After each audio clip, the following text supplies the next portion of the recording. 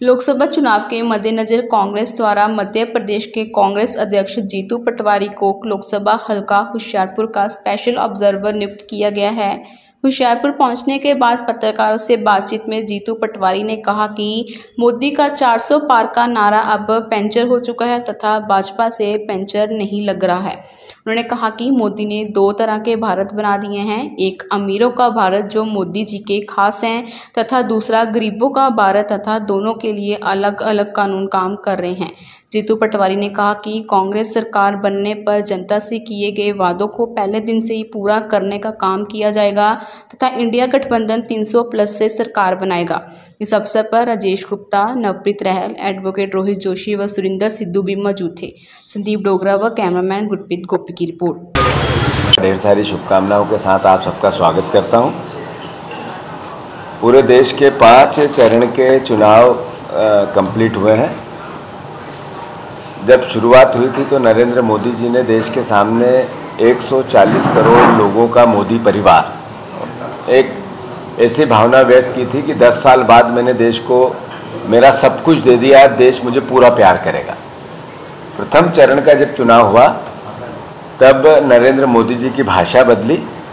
उन्होंने किस तरीके की भाषा, वेज, नॉन-वेज, मांस, मटन,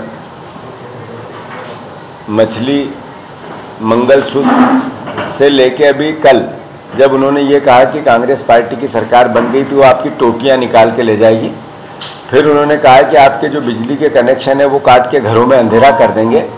कांग्रेस की सरकार बनी तो बैंक खातों में से पैसा निकाल लिया जाएगा। ये प्रधानमंत्री का नैरेटिव पिछले लोकसभा आम चुनाव के अंतर्गत रहा। मैं धन्यवाद देता हूँ नरेंद्र मोदी जी को कि उन्होंने 75 साल का नियम लेके आए। 75 साल का नियम जो उन्होंने लालकृष्ण आडवाणी जी, सुमित्रा महाजन जी, मुरली मनोहर जोशी जी जैसे कई नेताओं को 75 साल की पूरी एक नैरेटिव सेट करके राजनीति से बाहर किया, वो सही था।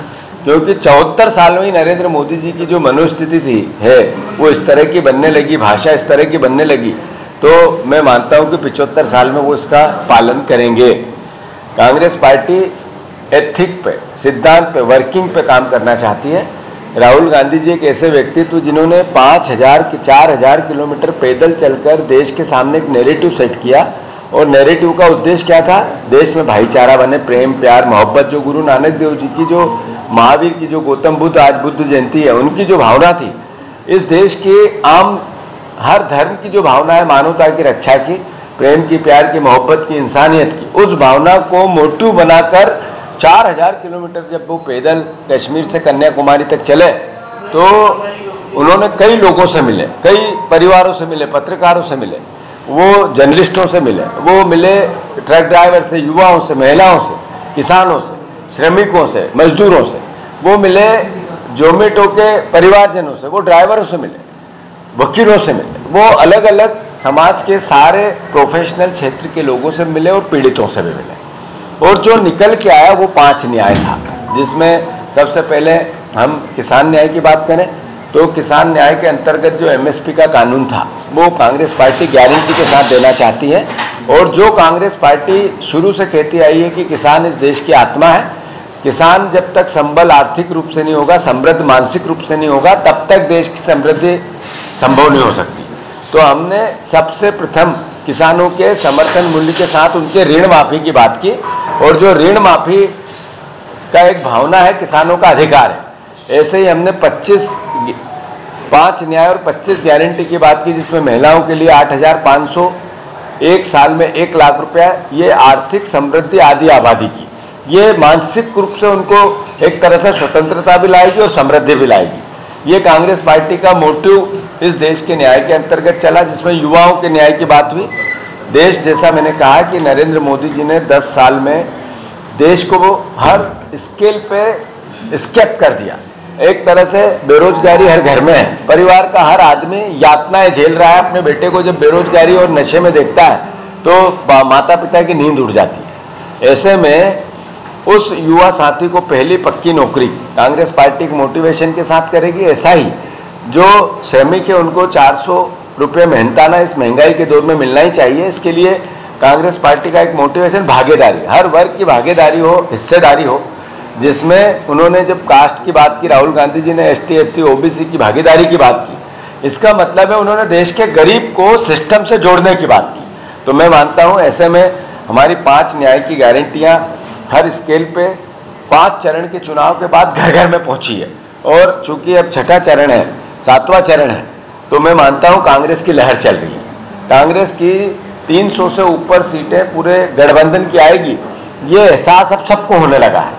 जो नरेंद्र मोदी जी का नारा था आपकी बार 400 पार, वो पंचर हो गया।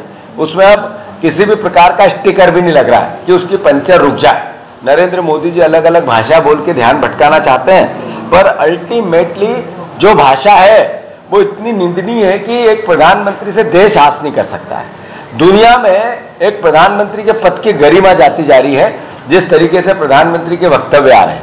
मैं मानता हूं आपने देखा होगा कि गुरु नानक देव जी की जयंती के पावन पवित्र दिन के ऊपर 3 काले कानून वापस लिए थे नरेंद्र मोदी जी ने।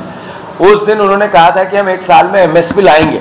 आज 2 साल हो गए, एक शब्द भी नहीं बोले। क्यों मिनिमम सपोर्ट प्राइस पे ये सरकार मौन हो गई, जबकि पहले कहती थी जितनी लागत उससे भी डबल करके जितना बनता है वो मिनिमम सपोर्ट प्राइस। ये प्रधानमंत्री के वक्तव्य थे। मैं सारी बातों को कंक्लूड करते हुए, अभी एक स्कीम आया है, कानूनन कैसे होता है भ्रष्टाचार, नरेंद्र मोदी जी ने देश को बताया। कानूनन भ्रष्टाचार जो बॉन्ड योजना आई, जो सुप्रीम कोर्ट के माध्यम से देश को पता चली, इन्होंने कोविड में कोवैक्सीन के लिए दर दर जब लोग भटक रहे थे, तब नरेंद्र मोदी जी पैसे डलवा रहे थे पार्टी में पूनावाला से 50 करोड़ से ऊपर रुपया।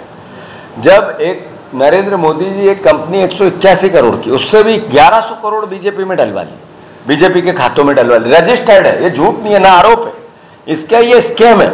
ऐसे ही उन्होंने जिसको ठेका दिया उससे बीजेपी में पैसा डला दिया। ये रिश्वत नहीं थी तो क्या थी, ये करप्शन नहीं था तो क्या था।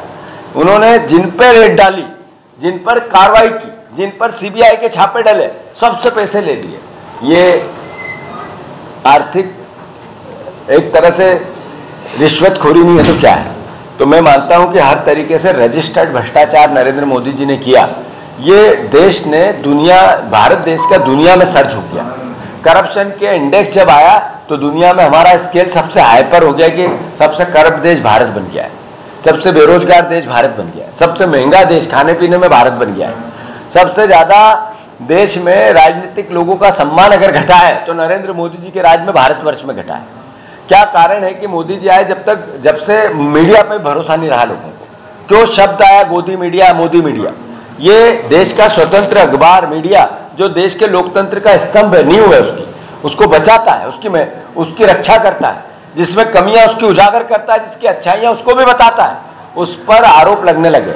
आप लोग यहाँ मेहनत करते हैं, दिन रात लगे रहते हैं, और जो एंकर है आप ही की चैनल के बड़े बड़े, वो जब फील्ड में जाते हैं तो उनका विरोध होने लग जाता है। क्यों?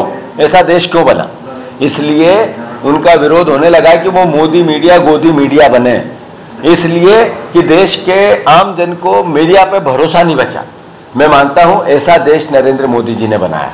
मैं आप सबसे अनुरोध करना चाहता हूं, करप्शन की पराकाष्ठा है।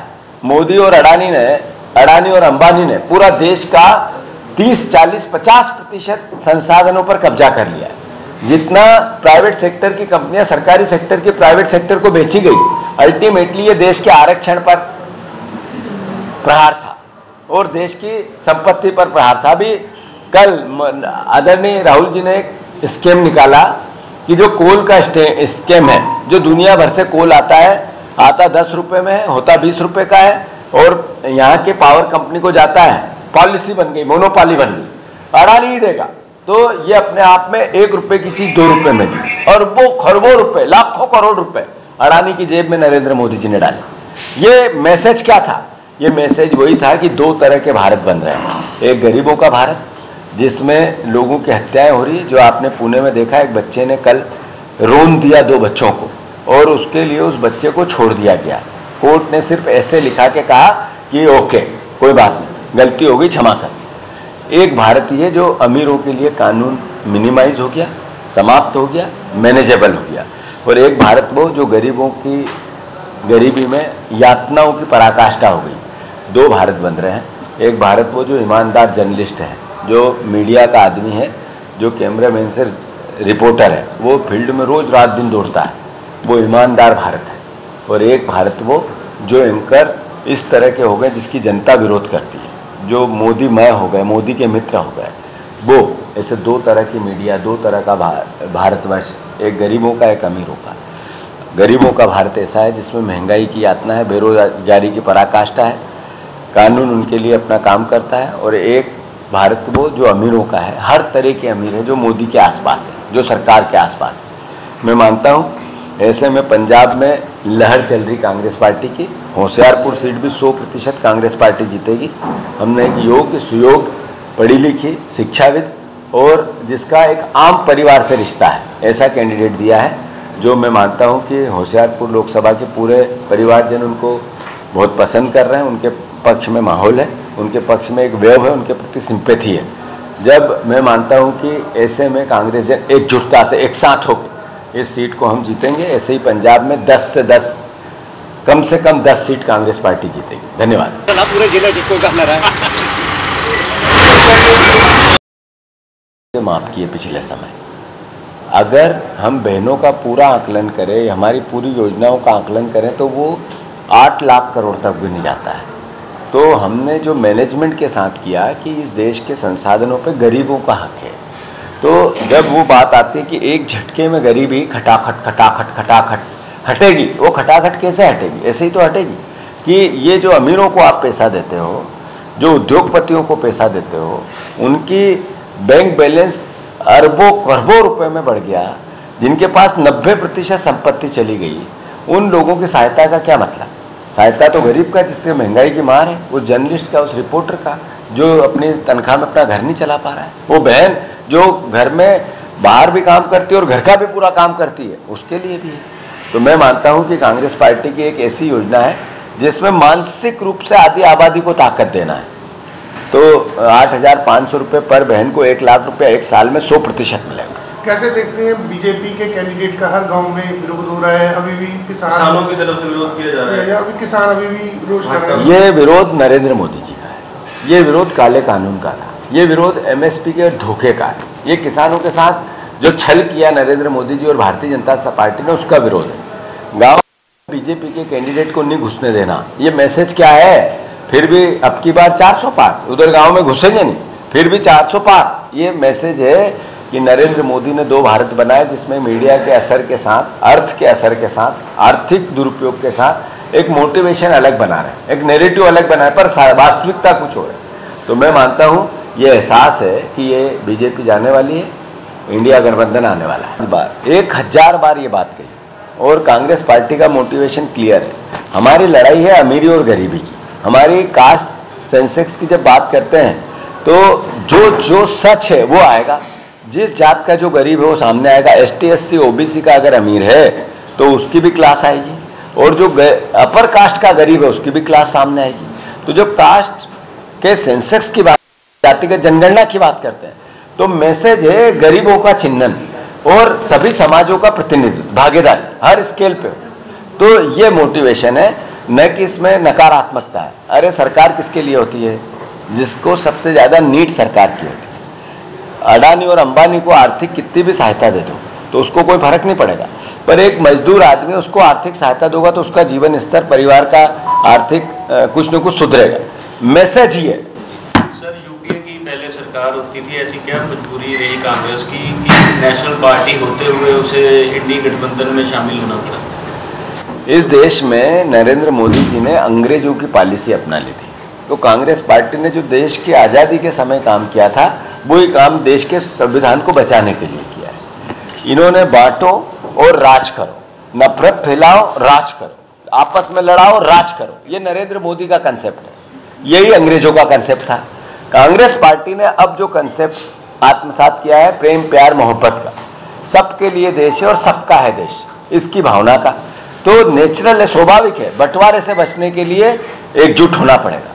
तो एकजुट होने के लिए स्वाभाविक था कि हमने एक मिनिमम सब प्रोग्रामिंग बनाया, सबका नैरेटिव सेट किया। राजनीतिक रूप से कुछ भी हो सकते हैं अपने अपने विचार, पर देश के हित के लिए, संविधान के हित के लिए, आरक्षण के हित के लिए और मीडिया की स्वतंत्रता के हित के लिए एकजुट हो जा। ये इंडिया गठबंधन। सर पंजाब में कांग्रेस और आम आदमी पार्टी अलग है, सेंटर में एक साथ है। अगर यहाँ जीतती है तो जो मैनिफेस्टो है पंजाब में पहले इंडी का लागू होगा या कांग्रेस का लागू होगा? नहीं, बात यह है कि नेशनल जो परिप्रेक्ष्य है, नेशनल सिनेरियो है, नेशनल जो घोषणा पत्र सबका एक है। लेकिन कांग्रेस ने अपना भी एक घोषणा पत्र, यही एक है। वो जो कांग्रेस का है वही गठबंधन का है, सबका एक है। बस ये दल बदलुओं का दल कांग्रेस नहीं है। दल बदलुओं का दल जिस दल में गए वो है। कांग्रेस में सिर्फ जो मोटिवेशन ऑफ पार्ट है, जो सच्चा कांग्रेसी है, जो तन मन धन से कांग्रेसी है, पार्टी के संगठन और कांग्रेस की आइडियोलॉजी में बिलीव करता है और अवसरवादी नहीं है, उनकी जगह। An excellent coaching point in IELTS and spoken English. Also expert in study and visitor visa. Government approved. SS Group. Session Chowk, Hoshiarpur.